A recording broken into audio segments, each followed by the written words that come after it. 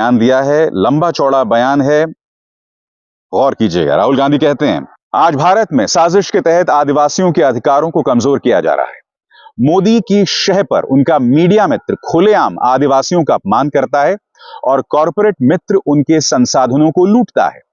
कांग्रेस ने आदिवासियों के लिए वन अधिकार जैसे कानून बनाए, आदिवासी बिल लेकर आए, सरना धर्म कोड लागू करने की दिशा में कदम बढ़ाए, मगर भाजपा आदिवासियों के हितों की रक्षा करने वाला कोई भी कानून लागू नहीं होने देती, क्योंकि उनका लक्ष्य आदिवासियों की जमीन और अन्य संसाधन छीनकर अपने कॉरपोरेट मित्रों को देना है।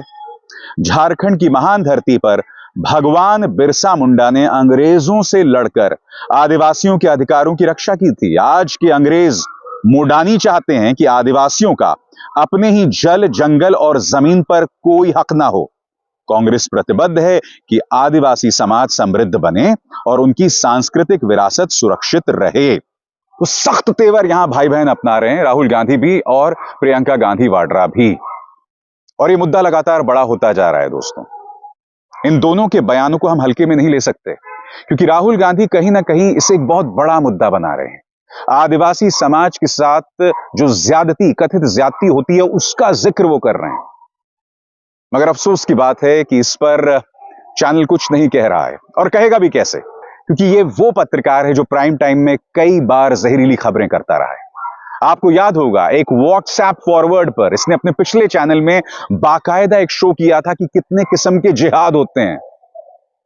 कई बार ये झूठी खबरें करते हुए पकड़ा गया, क्योंकि इससे अपने मालिकों की सेवा करनी थी। आपको याद होगा, जब मोरबी पुल हादसा हुआ था, इस बेशर्म आदमी में इतनी बेशर्मी थी, इतनी बेहूदगी थी।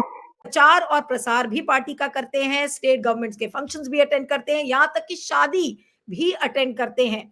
तो आप देख सकते हैं कि किस तरीके से उन्होंने बेजा इस्तेमाल टैक्स पेयर के पैसे का किया है। लेकिन उनसे सवाल कौन पूछेगा? प्रधानमंत्री तो अगर उनको पता भी होगा तो वो उसको छुपाने की कोशिश करेंगे।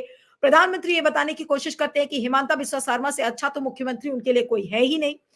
अब एक और हेडलाइन है जो कि मैंने आपको बताया था कि किस तरीके से उन्होंने शादियां अटेंड की हैं, तो उसकी एक अलग सब हेडिंग वायर की स्टोरी में बनी हुई है कि he attended weddings in chartered flights. The dates भी उसकी मेंशन्ड है. The dates mentioned in the RTI replies on which the state government had chartered planes and helicopters also show that Sarma had used the state exchequer's money to attend as many as 5 weddings. यानी कि ये 2-3 सालों में 5-6 ऐसे शादी के functions हैं जो कि उन्होंने अटेंड किए हैं। अब और आगे चलते हैं, नागालैंड भी वो गए हैं। इसके अलावा कई डेट्स हैं जहां पर कि उन्होंने इस तरीके से ट्रैवल किया है राज्य के बाहर। अब मैं आपको, हाँ, अब ये किसकी किसकी शादी है उसके भी कहीं पर डेट्स हैं और उनके ट्वीट्स को भी लगाया गया है डेट्स के हिसाब से। Happy to attend the wedding ceremony of honourable MLA Shri Siddhartha Bhattacharya beloved daughter Gargi and bless her, my best wishes for her conjugal life.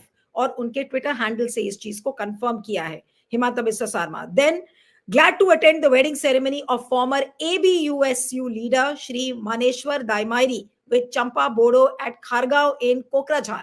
अब ये फिर वापस में जो उन शादी के फंक्शंस जो उन्होंने अटेंड किए थे, ये उसके डिटेल्स हैं। तो इसी तरीके से हिमांता बिस्वा शर्मा ने किस तरीके से चार्टर्ड फ्लाइट्स किराए पर उठाई हैं और उसकी बिलिंग घंटों के हिसाब से हुई है, ये तक डिटेल आया है। Chartered flights are billed early, यानी कि को भीतर से कभी तोड़ दिया जाएगा, वहां की सरकार हड़प ली जाएगी। रात 11 बजे हेमंत सोरेन के हैंडल से उनकी तस्वीर जारी होती है जिसमें वो थम्स अप कर रहे हैं और ट्विटर में लिखते हैं कि यह एक विराम है, जीवन महासंग्राम है, हर पल लड़ा हूं, हर पल लड़ूंगा, पर समझौते की भीख मैं लूंगा नहीं।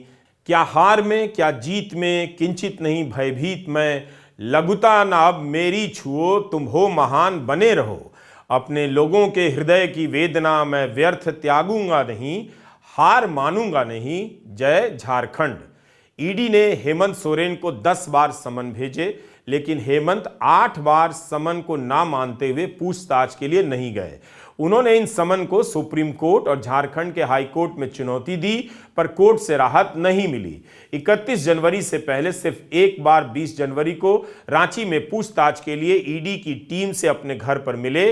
9वें समन के जवाब में हेमंत सोरेन ने कहा बजट के कारण वे 31 मार्च तक पूछताछ के लिए समय नहीं दे पाएंगे, लेकिन 10वें समन के बाद हुई पूछताछ के कुछ देर बाद ही उनकी गिरफ्तारी हो गई। सोमवार 29 जनवरी सुबह 7 बजे ईडी की टीम लैंड स्कैम केस के सिलसिले में हेमंत सोरेन के घर पहुंच गई, मगर सोरेन घर पर नहीं मिले। सूत्रों के हवाले से रिपोर्ट होती है कि हेमंत आधी रात को घर से निकल गए, स्टाफ को जानकारी नहीं थी कहां गए। ईडी जब हेमंत सोरेन की लोकेशन नहीं जान पाई तो उन्हें मिसिंग घोषित कर देती है। इस बीच उनके दिल्ली घर से 2 लग्जरी कार और 36 लाख रुपए बरामद करने की खबर आती है। सोरेन को कहा गया था कि 29 या 31 को ईडी के सामने पेश हों, मगर उनकी गैर मौजूदगी में उनके स्टाफ का बयान लिया जाता है। पूछताछ के दौरान सोरेन के बयानों की लाइव रिपोर्टिंग भी होती है। सोरेन कहते हैं कि वे उस नीली BMW के मालिक नहीं। तो जी हाँ दोस्तों, आप सभी को ही पता है कि बिहार में सत्ता का पलटवार हो गया है। पलटू राम नीतीश कुमार फिर से पलट गए हैं और वो अब की बार गठबंधन बीजेपी के साथ कर रहे हैं। और यही नीतीश कुमार पहले गठबंधन तोड़ा था बीजेपी के साथ। तो अब जिस तरह लोग थूक के चाटने वाली राजनीति बिहार में अभी चल रही है और गोदी मीडिया थूक के चाटने वाली राजनीति बिहार में चल रही है। तेजस्वी यादव ने कहा है कि उनके 17 साल और तेजस्वी यादव के 17 महीने उनसे फालतू हैं। और जिस प्रकार की बातें चल रही हैं कि बिहार में अभी बीजेपी के साथ उन्होंने गठबंधन कर लिया और सरकार बीजेपी के साथ उन्होंने बना लिए। तेजस्वी यादव ने 9वीं बार वो मुख्यमंत्री बने हैं, पर क्या उनका भरोसा है कि वो फिर पलट जाएंगे?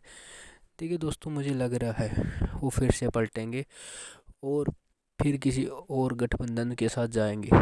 राहुल गांधी के इंडिया गठबंधन जो बनाया था अलायंस, वो अब लग रहा है धीरे धीरे टूटने लगा है। और वो अलायंस भी अब कुछ ऐसा नहीं है कि ममता उधर कह रही है कि वो अकेले चुनाव लड़ेंगी। अखिलेश यादव के साथ उनका यूपी में गठबंधन हुआ है, 8 सीटों पे कांग्रेस चुनाव लड़ेगी। पर अब देखने वाली बात है कि गोदी मीडिया इसको किस तरह देख रही है। गोदी मीडिया जश्न मना रही है कि बिहार में राम राज्य वापस आ गया, पर ऐसा कुछ नहीं है दोस्तों। बिहार में जो तेजस्वी यादव ने किया कि इतनी नौकरियां तेजस्वी यादव ने 17 महीनों में दी, वो एक काबिल तारीफ़ है।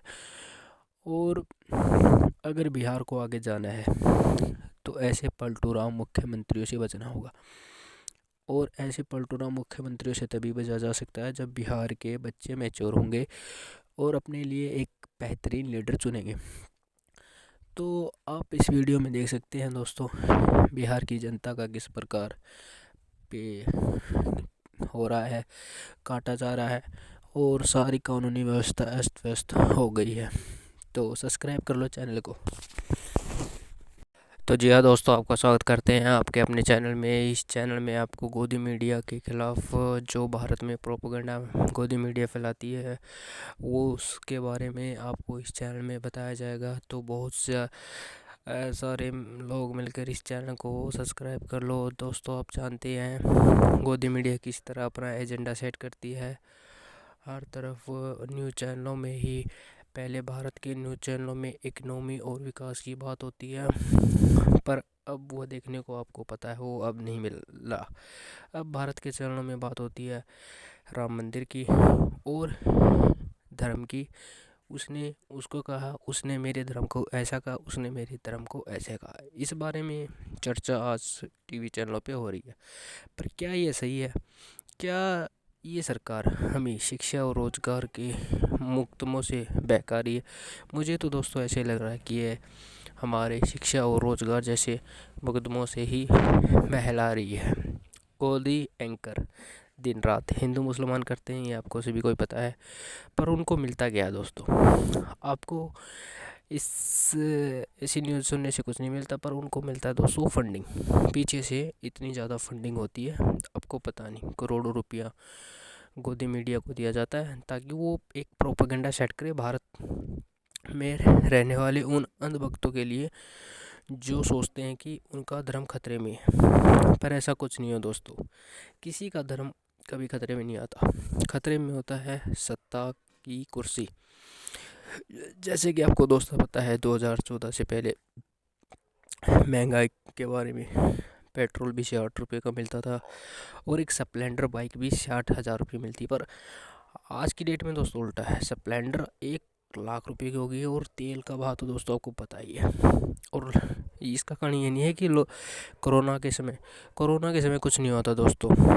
देश के अरबपतियों ने, मंदिरों ने इतना फंड दिया था भारतीय सरकार को, पर वो फंड भी अब सरकार दिखा नहीं रही। मतलब वो फंड भी सरकार वो चाट गई है।